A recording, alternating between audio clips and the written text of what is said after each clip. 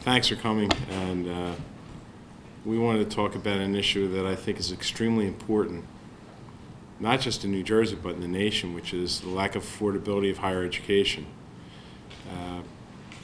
Myself and my colleague Celeste Riley have looked at pay forward, pay back as an option.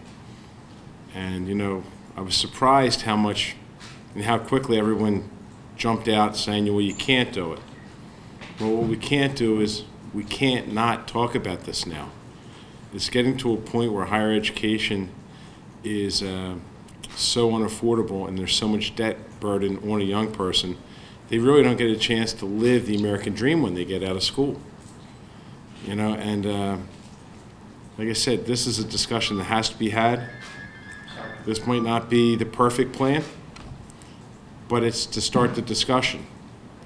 And it's to make sure that young people have the ability to get an education. I, as someone that didn't go to college, value and recognize how important higher education is. I worked hard, like a lot of people work hard. I got lucky, like a lot of people get lucky, and I wound up in a very good place in life. You can't and you shouldn't leave your life to luck. And higher education is the great equalizer. So that's why we are pushing this concept. Again, there's going to be a lot of questions that can't be answered yet for one reason. We don't know.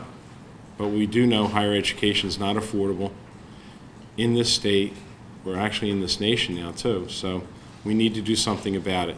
I'm going to call up my colleague, Celeste Riley. Celeste? Good morning, everyone. Thank you for coming out here today. I want to thank Steve for actually holding this press conference. And we're all here to discuss this pay forward, pay back legislation that we are introducing. But as my partner said, it is about paying for higher education in the state of New Jersey, and it is just not affordable anymore. We are asking students to go into debt in order for them to get access to an education that will give them a job opportunity in the future. And so it's not acceptable anymore. It's not good for the state of New Jersey. It's not good for our constituents. And so this legislation, while yes, as Steve had indicated, people have come out and displayed their displeasure with it, is a conversation that we have to have.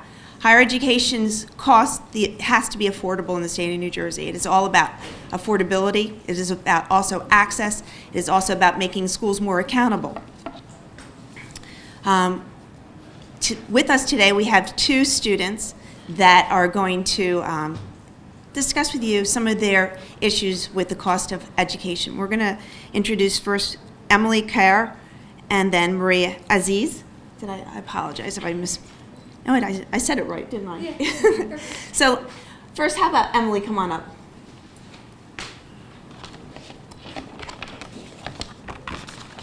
Good morning, and thank you, Senate President Sweeney, Assemblywoman Riley, and everyone else who has allowed me to come here and share my story. My name is Emily Kerr. I am 20 years old and what most people call a struggling college student.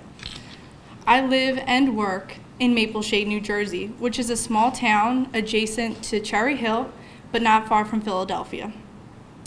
I began attending Burlington County College just 2.5 weeks after graduating from Maple Shade High School in 2011, with my first college course being paid for out of pocket. I am a good student, not a Dean's List student, but as of today, I have a GPA of 3.25, which I happen to be very proud of. I have always tried my hardest in school, and I very much enjoy attending college. After signing up as a full-time student, my family and I applied for federal loans and grants. Unfortunately, I did not qualify for any grants, but we did qualify for some small federal loans. But after some thinking, my parents decided to take out New Jersey state loans. In the summer before each semester, my family and I would go through the same motions, apply for loans and grants, but then shortly after get denied for grants. and we would then go about getting New Jersey state loans. Although county school costs are not sky high, for a student who has to pay back every cent herself, they most certainly are, not to mention purchasing textbooks.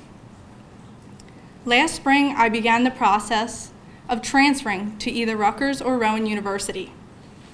But due to high costs and already accrued debt, I unfortunately could not afford it. I had no other choice but to drop out of school. As of May 9th, 2013, I became a full-time receptionist and technician for a group of South Jersey doctors, and sadly, I have been searching for a second job to pay off my debts. One of the most important things a young person can have nowadays is a college education. Without it, you will not be able to flourish in a successful career.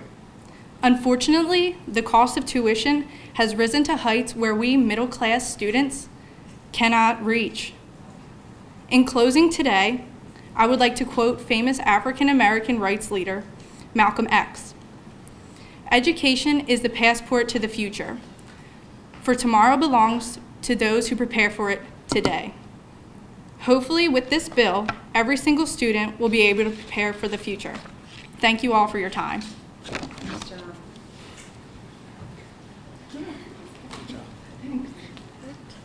Hello, everyone. I'd like to start by thanking Senate President Sweeney and Assemblywoman Riley for having us, and everyone else that has played a part in having us here.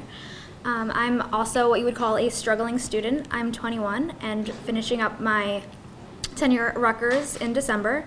I've been struggling since day one. I've had to pay everything out of pocket by myself. I've been working 40-plus hour weeks just to try to cover my tuition. It's been very hard, and I've been having to take summer classes so I can finish early because I can no longer afford tuition at Rutgers. And as a student that has been trying her hardest to become as well prepared as she can to do these things, it's very hard to keep doing it. I also could only get federal loans. I haven't qualified for any scholarships or grants or anything else, and it's very difficult at Rutgers with such a large student body.